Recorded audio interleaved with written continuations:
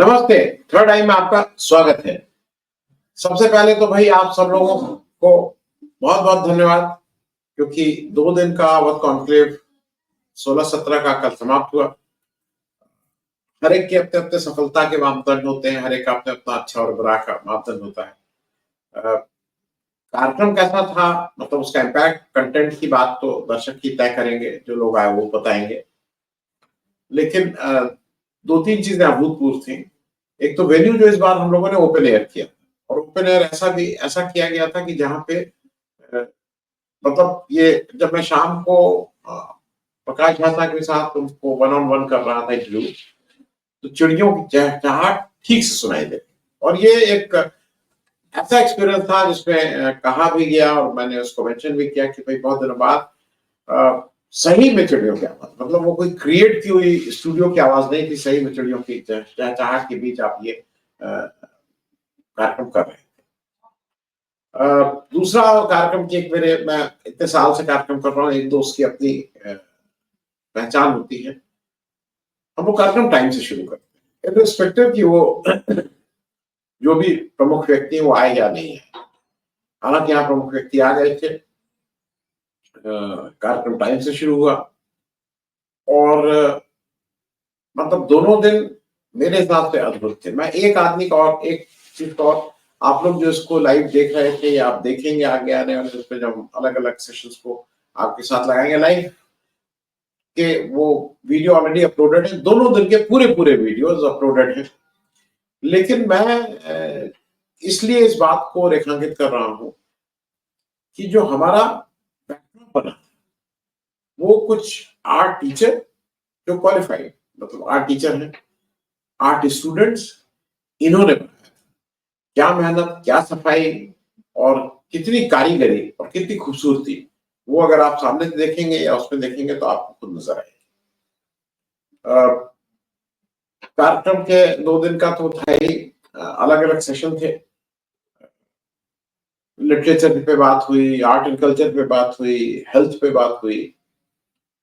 दूसरे दिन social media पे बात हुई। सोशल मीडिया क्योंकि हम सब लोगों का लगता है कि बहुत से लोग एक जगह इकट्ठा थे, तो वो एक अच्छा सेशन, मतलब अच्छा इन सेंस कि लोगों को उसमें ज्यादा लगा कि अच्छा ये तो उनको रोज देखते हैं कि अशोक वानखेड़े भी हैं, अच्छा शरद प्रधान जी भी हैं, शीतल जी भी हैं, धनंजय जी हैं, राकेश पाठक उसको मॉडरेट कर रहे हैं, अभय दुबे जी या इस तरह के तमाम, नीलू व्यास जी, लोग नीचे बैठ के देख रहे हैं। तो ये भी अपने में एक सुखद। इकोनॉमी पे लंबा सेशन हुआ, पॉलिटिक्स वाला सेशन था, पॉलिटिक्स में किस तरह का रोल चेंज किया जाए इत्यादि। शायद आप लोगों ने अगर यहाँ थे तो रोल रिवर्सल था। अभय दुबे जी इसमें मॉडरेटर थे, वो प्रश्न पूछ रहे थे, और इस सेशन का प्रशांत भूषण, जनरल वर्मा, जस्टिस कोलसे पाटिल के साथ एक प्रतिभागी मैं भी था, तो मेरा थोड़ा वो होगा रोल रिवर्सल। मेरी पुस्तक हे राम तो जय श्री राम जो हिंदी में आई है उसका विमोचन था फॉर्मल, लेकिन चूंकि सेशन थोड़ा डिले मतलब 75 मिनट का टाइम था, 80 मिनट से पहले कोई खत्म नहीं कर रहा था, मुझे कहना पड़ता था भाई 1 मिनट में 60 सेकंड होते हैं। उस वजह से जो पुस्तक का लॉन्च था वो 5-7 मिनट में खत्म करना पड़ा। सिर्फ प्रोफेसर रामदेव शुक्ल जी ने उस पर अपनी टिप्पणी की, और प्रोफेसर रामदेव शुक्ल और जस्टिस कोलसे पाटिल ने उसका फॉर्मली विमोचन कर दिया। हे राम टू जय श्री राम के बाद प्रकाश झांसी जी से लंबी बात हुई। इंटरेस्टिंग है, बहुत से आयाम है, बहुत सी चीजें हैं जो आपको नहीं भी पता लगेगी, उनका दृष्टिकोण पता लगेगा। एक अद्भुत व्यक्ति जिसने टीवी सीरियल की दुनिया में, पिक्चर की दुनिया में, ओटीटी प्लेटफॉर्म पे सब पे धूम मचाई। किस तरह से देखते हैं, किस तरह से सोचते हैं वो अच्छा लगेगा, उसको अलग से लगा रहे हैं, जल्दी लगा देंगे। लेकिन दोनों दिनों के जो आखिरी कार्यक्रम थे, वो जिसको बोलते हैं ना कि आइसिंग ऑन दी केक की बात थी, बहुत ही मधुर।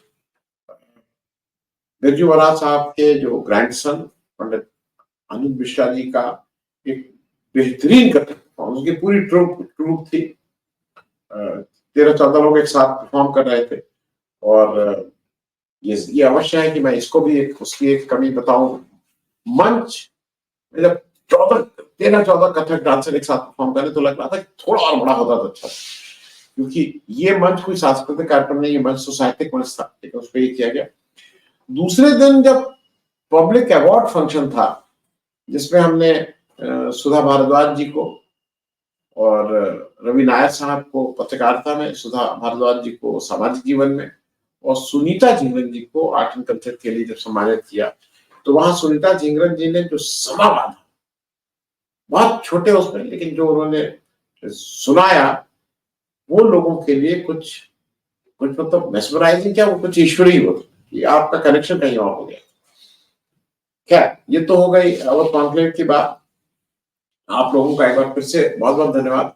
आप लोगों ने जी खोल के आर्थिक सहयोग किया, उसके लिए मैं फिर से एक बार पुनः आभारी हूँ। कुछ भक्त लोग आए हैं, उन्होंने बताया है कि इसमें कोई कह रहा है 4 करोड़ रुपया आया, कोई कह रहा है 40 करोड़ आया, कोई कह रहा है 400 करोड़ आया। लोगों की अपनी वो है, तो सामने है ही उसमें कि कितना आया कितना नहीं आया, तो आप उस मीटर को देख ही रहे होंगे। लेकिन आज की एक जो प्रमुख बात, जो थर्ड आई, क्योंकि आज थर्ड आई का दिन है, बात करते हैं, ये अमित शाह महाराष्ट्र में अपनी मीटिंग, इलेक्शन कैंपेन अभी चल रहा है, मीटिंग छोड़ के कल क्यों भाग के वापस दिल्ली आए?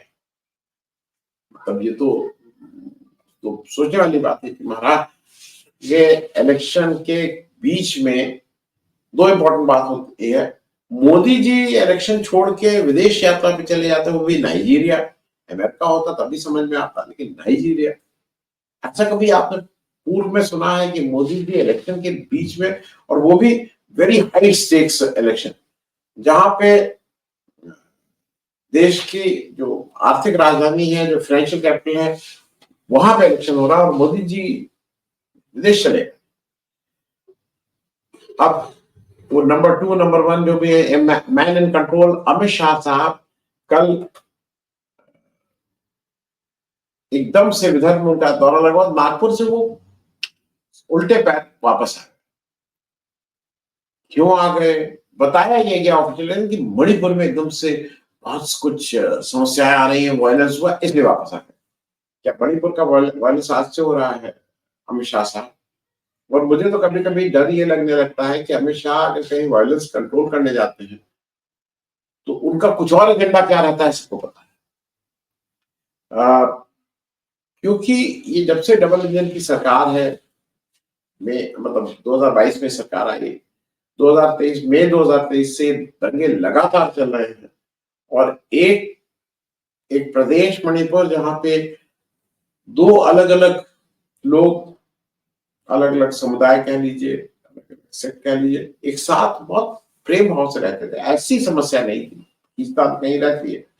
लेकिन कंट्रीब्यूशन डबल इंजन सरकार का ये है कि अब दोनों ग्रुप, आईपीज और कुकीज, एक दूसरे के खून के प्यासे हैं, वो एक दूसरे के क्षेत्र में नहीं जा सकते हैं, वो एक दूसरे को मतलब बुरी। ये बात मैं इसलिए कहूं कि ये मेरे हिसाब से कोई भी ऐसी, मणिपुर में रोज हत्याएं हो रही हैं, रोज लोग मर रहे हैं, लेकिन ऐसा कोई अप्रत्याशित नहीं था कि इनको भाग क्या पड़े। मैं इसको जिस तरह से मैं समझ रहा हूं, मैं आपके साथ शेयर करूंगा, और मैं ये भी बताना चाहूंगा कि जहां पे किसके इशारे पे ये सब वायलेंस हो रहा है, कौन ये कराना चाहता है, कौन रुकवाना नहीं चाहता है, वो अगर सारे देश को पता है, बिना कहे पता है, तो इसमें भाग के और इसमें ये दिखाने की जरूरत है हम बहुत मणिपुर बचा रहे हैं। मेरे हिसाब से 2-3 कारण और भी। एक इंपॉर्टेंट कारण ये है कि जो वीएन संगमा जी के लड़के कोनार्ड संगमा जी हैं, जो मेघालय के मुख्यमंत्री हैं, उनकी पार्टी है एनपीपी, नेशनल पीपल्स पार्टी। अब नेशनल पीपल्स पार्टी का एक बड़ा उसके पास एडवांटेज है, और वो है कि वो देश की जो 6 नेशनल पॉलिटिकल पार्टीज हैं, उनको नेशनल रिकॉग्निशन मिला हुआ है, उसमें से एक राज्य में रूल करती है, लेकिन उसको स्टेटस नेशनल पॉलिटिकल पार्टी का मिला हुआ है, क्योंकि वो उन क्राइटेरिया को पूरा करती है। नेशनल पॉलिटिकल पार्टीज केवल 6 हैं, आम आदमी party, BSP, BJP, CPIM, Indian national Congress और एनपीपी, कोनार्ड संगमा।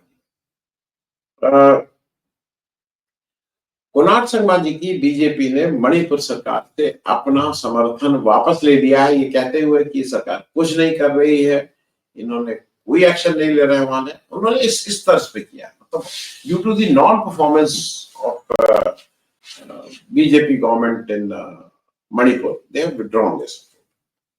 मैं उस पर आऊंगा, लेकिन उससे पहले जरा ये भी और भी एक चीज समझ लीजिए कि ये जो एक एक आपको नैरेटिव बढ़ा जाता है कि सब जगह बीजेपी, सब जगह बीजेपी, उस बीजेपी की असलियत भी समझ लीजिए।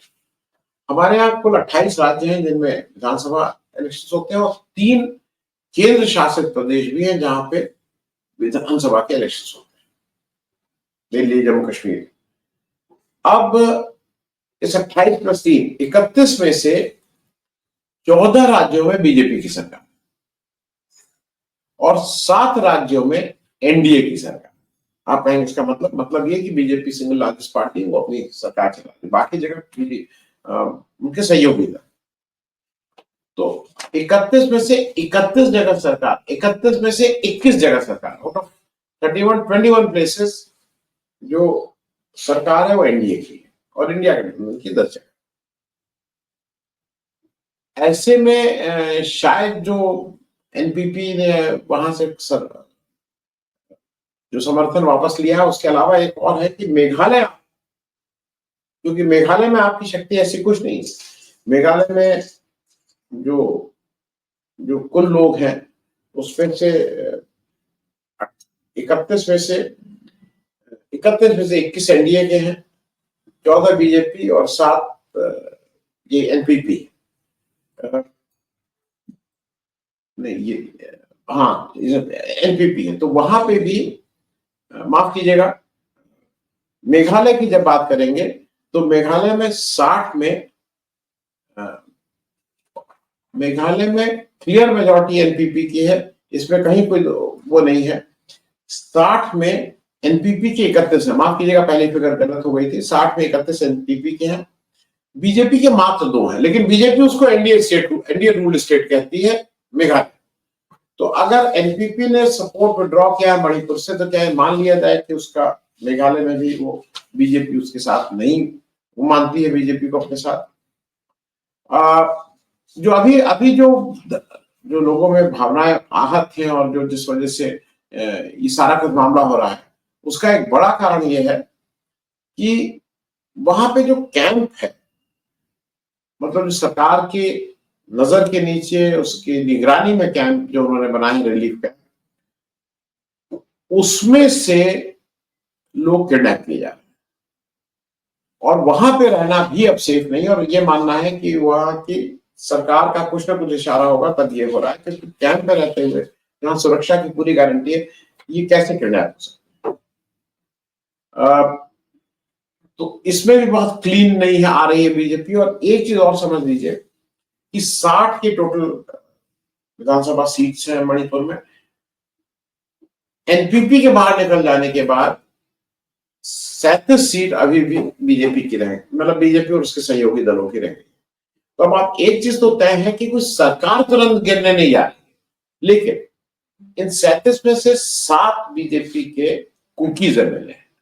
अब कुकीज इसमें मैती सर मतलब बीरेंद्र सिंह जी का कितना साथ देते हैं वो देखने वाली बात होगी, लेकिन वहां डिवाइड बहुत भयंकर है एक दूसरे का।